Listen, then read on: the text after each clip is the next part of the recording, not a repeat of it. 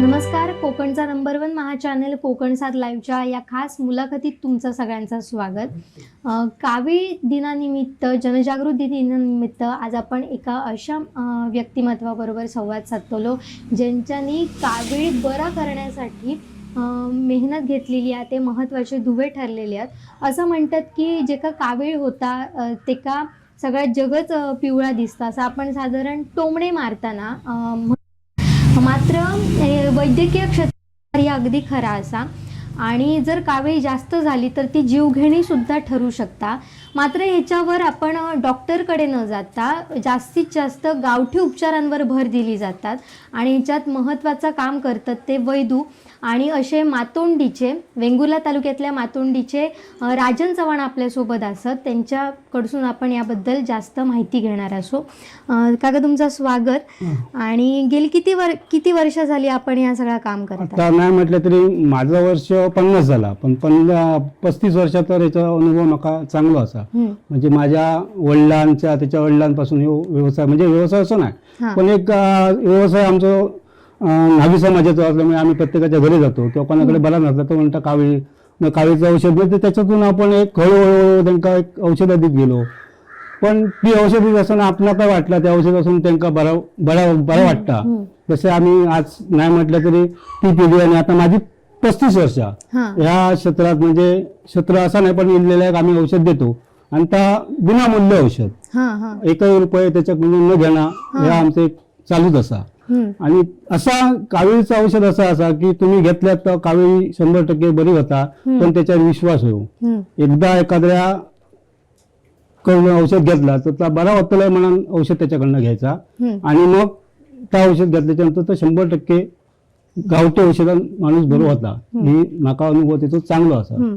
तिसरी गोष्ट, कावीळ कशी होती, काय होता, त्याची लक्षणं काय होतं किंवा ती आपण बरी कशी करायची ह्या संदर्भात जर आपण त्याचं बारीक निरीक्षण केला तर कावीळ म्हणजेच आपल्याकडे पहिले सुरुवातीक आपणाची लक्षणं म्हणजे का, एक आपल्याकडे काही गोष्टी असत, आपण खाद्य खातो, काय खातो त्या प्रमाणात खाला किंवा काय, हे गोष्टी होतच.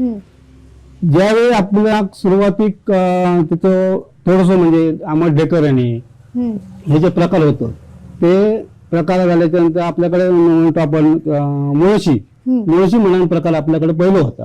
आणि तो मुळशीचं औषध तुम्ही नाही घेतल्यात तर मग त्या जून म्हणजे आपण जास्त वाढत जात आणि त्याच्यातून मग त्या कावीळ प्रकार होता. म्हणून तुम्ही जर म्हटल्यात बघा मुळशी, तर मुळशी म्हणजे काय? मुळशी म्हणजे आपल्या शरीरात जे म्हणजे जो काय म्हणजे संडासाचा भाग आहे ना त्याच्यात ती मूर्ता, म्हणजे तो संडास साबण म्हणे, त्याच्यातून तो मग जास्त प्रमाणात झाला की नाही का तो गट्ट तयार झाल्यावर असं म्हणजे प्राथमिक आमच्या पूर्वजांनी सांगला त्याप्रमाणे होता. आणि त्या मग जून झाल्यामुळे त्या कावीळ म्हणजे रूपांतर म्हणजे त्या रक्त मग त्या संपूर्ण पिवळं शरीर होता असं त्यांच्यानी सांगायचं प्रमाणे. आम्ही काय आता म्हणतात बघा, डोळे पिवळे होतं किंवा नख आपली पिवळी, अशी काय लक्षणं दिसत आपल्या शरीरावर, त्याचे काय परिणाम? सुरुवातीक लघवी पिवळी होणे, त्याची लघवी पिवळी होणे होता. त्याच्यात आता काही आणखी भाग असत, काही एखाद्या लघवीच पिवळी होता, तर काहीचे डोळे पिवळे होतात, तर काहीचे नाकटा वगैरे पिवळे होतात. म्हणजे सगळा एका टायमा एका होता असं नाही. पण काही जण सुरुवातीक तर लघवी पिवळी होताच, हे पहिला लक्षण. नंतर ती जास्त झाली म्हणजे 1 महिना वाढला की त्याचे डोळे पिवळे होणे आणि त्याच्यापेक्षा नंतर झाल्याच्या नंतर पुऱ्या शरीरात जातात त्यावेळी तुमका नकात दिसतात. सुरुवातीक नकात दिसतं असं नाही असं, पण सुरुवातीक तुमका लघवी ही पिवळी कंटिन्यू होणे हे त्याचा मूळ हे असा सुरुवातीपासून. आता तुमच्याकडे जेव्हा लोक येतात की आमका असो त्रास होता, तर तुम्ही त्यांना कशा पद्धतीने निदान सांगतात? बाबा तू काही आता कावीळीच झालेली आहे, तुम्ही निदान कसं? मी निदान सुरुवातीक लघवी त्याची बघल्याशिवाय मी कधी औषध दिले नाही. लघवी बघल्याच्या नंतर मला वाटला हिची 50% कावीळ हा, तर मी त्याला लगेच औषध देतो. नसात तर मी त्याला सांगतो तुम्ही आताच्या म्हणजे काळात ह्या कसं असा युग जरा वेगळा असा, तर मी मग त्यांना मार्गदर्शन काय करतं, मग तुम्ही रक्त चेक करा, मग त्या रक्तात तुमका त्याच्यात जास्त का, मग मी तसा औषध देतोय. जर सुरुवातीक असतात तर मी थोडा देतोय. आणि माझा पथ्य आहे का, एक संपूर्ण दूध उपाशी राहायचा, सकाळी दूध म्हणजे 1 ग्लास दूध आणि औषध मिक्स करून घ्यायचा. संपूर्ण दिवस तुम्ही पाणी प्यायचं नाही.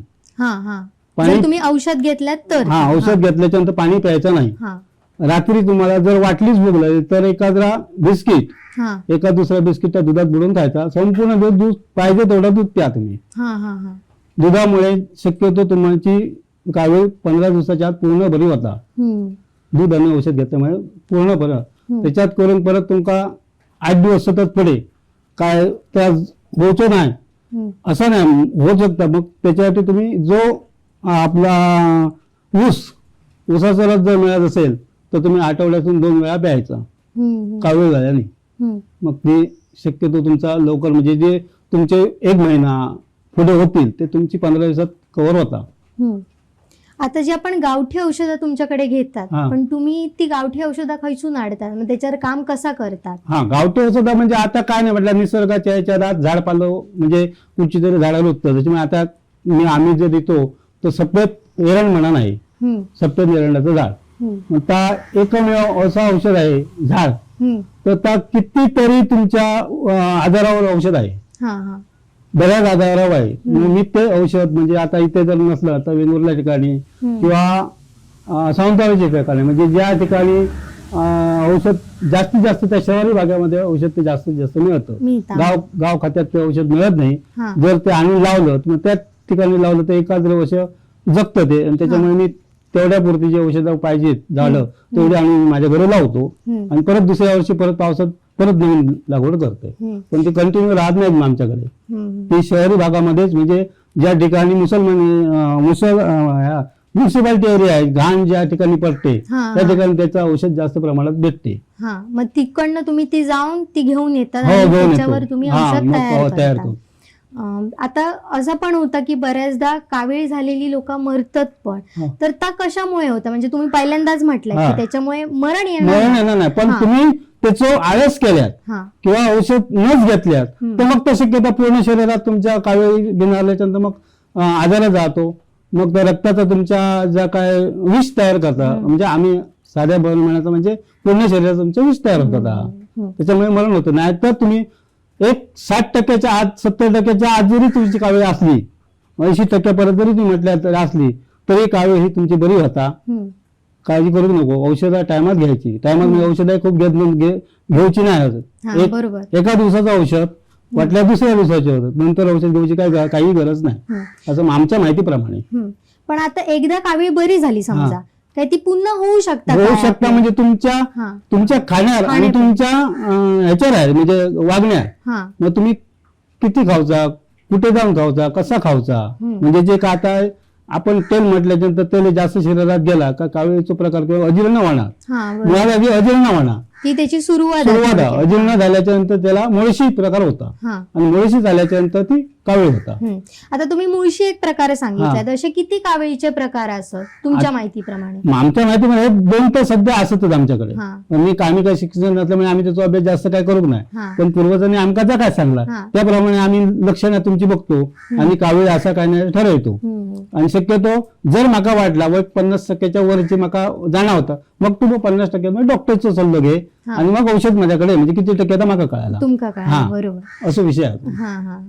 आता तुम्ही जेव्हा सुरुवात केलेल्या तुमच्या सुरुवातीच्या काळात ती कधीपासून झालेली म्हणजे तुम्ही तुमचा साधारण 15 वर्षाच्या नंतर माझी म्हणजे शाळा क्षेत्र सोडलंच. 15 वर्षाच्या अगोदर किती शिकलाय म्हणजे 8वी शिकलोय आणि 8वी शिकलोय मी आणि ते शेतीच असल्यामुळे मी शेतीच्या ह्याच्यात जास्त आमचं लक्ष किंवा आमचं धंदा असलो फिरतो धंदा असल्यामुळे आम्ही त्याच्यावर जोर केलो व्यवसायात.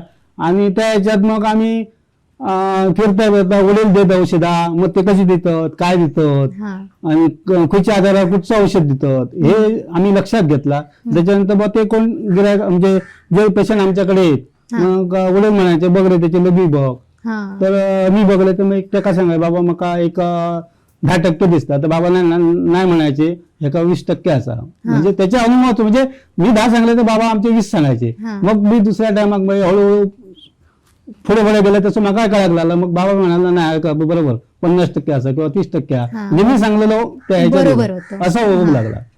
तिथून मी हळूहळू सुरुवात केली आणि आज नाही म्हटलं तरी मी कितीतरी लोकांका पंचकृषीचं वडावडा तुळस मातोंड ह्या इकडच्या लोकांची शक्यतो मी जास्तीत जास्त देतोय. मळेवाडी पर्यंत मळेवाड हे जे एरियातले लोक आहेत ना ते माझ्याकडे बरेचसे येतात. हम्म. आठवड्यातून नाही म्हटलं 10-15 जण लोक आहेतच. म्हणजे थोडक्यात तुम्ही आता आठवड्यातच इतकी लोक हो, येतात म्हणून हो. सांगितलं, म्हणजे म्हणून काय परिस्थिती असं म्हणजे आपल्याकडे. आजच्या या युगात हो. ह्या आता तुम्ही म्हणतात की ना आजच्या कुठेतरी जाऊन काहीतरी खाणे, हा बरोबर. ह्याच्यामुळे त्याच्यात जास्त प्रकार होतात. म्हणजे पूर्वी असे न होते, म्हणजे आठवड्यातून 1-2 किंवा असं तरी यायचे, बरोबर. पण आता तसं नाही. आता शक्यतो आठवड्याला 4-5 तरी माझ्याकडे पेशंट आहेत, नाही असं नाही. आता कावीळ होताच कामा नये ह्याच्यासाठी नेमकी काय काळजी घ्यावी? ह्याच्यासाठी लक्षणं म्हणजे काय, तुम्ही सुरुवातीकच तुमका एक साधारण बारीक सारीक आजार वाटलो, आताच्या दृष्टिकोनातून युग तुमका मी मगाशी म्हटलं, हो, बरोबर. तुम्ही आता शक्यतो तुम्ही बुवा आपणाक माझ्या पोटात दुखाक लागला किंवा जरा माका डोक्याबोक्या सैर बरं वाटत, मग त्यावेळी तुम्ही आता मुळात पहिलं तुम्ही रक्त चेक करा. रक्तात तुमका सगळ्या गोष्टी रिपोर्ट म्हणजे त्याच्यात एक तुमका कळता बुवा कावीळ झाली, मग तुम्ही डॉक्टरी करा किंवा नको करा असं नाही. तुम्ही माझ्याचकडे असं माझं म्हणणं नाही, पण शक्यतो तुम्ही गावठीचा विषय जर धरल्या तर शक्यतो तुम्ही लवकर बरे होताल्यात, असं माझा मत हा. कारण माझ्याकडे डॉक्टरकडे गेलेले पण पेशंट येतात आणि औषधं घेऊन जातात. आम्ही डॉक्टर लोक असं म्हणतो ना, तुम्ही डॉक्टरही करा, पण गावठीकडे जास्त तुम्ही झाडपाल्याकडे जास्त लक्ष द्या. पण झाडपाल्याची जी काय गुणधर्म जे आहात आजच्या ह्याच्यात ते आपण जास्तीत जास्त शरीराला महत्वाचे असत. बरोबर. आणि असे काही तुमका अनुभव इलेत काय, म्हणजे असे काय लोकांचे अनुभव जे तुमच्याकडे लांब वर्षून आता लोक येत असत, मग बाबा बरीच होणार नाही कावीळ, मग आता तुम्ही औषधं द्या आणि तुमच्या औषधांनी मग ते बरे झाले, असे काय अनुभव? असे झाले, बरेचसे झाले इले. त्यांना आम्ही 100% त्यांचा बरा करण्याचे प्रयत्न आम्ही केलेत. आणि मी जे एवढी औषधं दिली, आजपर्यंत औषधं दिली, म्हणजे मागच्या पिढीने दिले ते तसेच आणि आजचे दिले, पण असं म्हणणार नाही माका व तुमच्याकडलं औषध घेऊन माका त्रास काहीतरी झालो. मुळात आधी मी त्याला माझं औषध देतानाच सांगतं, ह्या औषधात असा केल्याच्या नंतर असा होताला, म्हणजे तुम्ही सकाळी दुधातून घ्यायचा आणि संपूर्ण दिवस उपाशी राहायचा.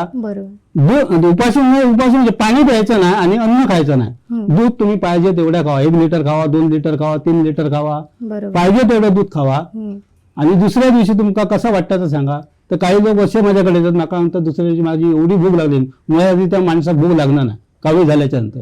जो भूक लागा नाही म्हणून सांगणार तो दुसऱ्या दिवशी सांगता मी रात्री भरपूर म्हणजे सकाळी उठू क्षणी मी आता पहिले भाकरी बिकरी किंवा काय नाश्ता करून दिलं मी, मग आता औषध तुम्ही माका दितल्यात का, तर मी त्यांना सांगते मी कालच दिलेला आहे तुमका, त्याच्यातलाच जाऊन आज घ्या आणि दुपारी माका फोन करून सांगा काय प्रकार राहतो. मग तो दुपारी असो सांगता एका फोन करून मी आज भरपूर पोटभर जेवलोय.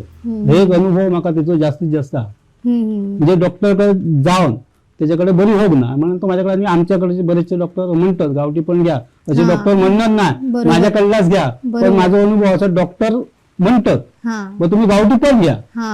म्हणजे जे येतात ना ते सांगतात आमका पेशंट डॉक्टरने म्हटल्याने ह्या औषध चालू ठेव तू, तर ह्या चालू ठेव बरं करू, पण माझ्या औषधाचा असं अनुभव तुम्ही औषधी तुमचा चालू ठेवाच, पण माझा पण घ्या, काही इफेक्ट होणार नाही.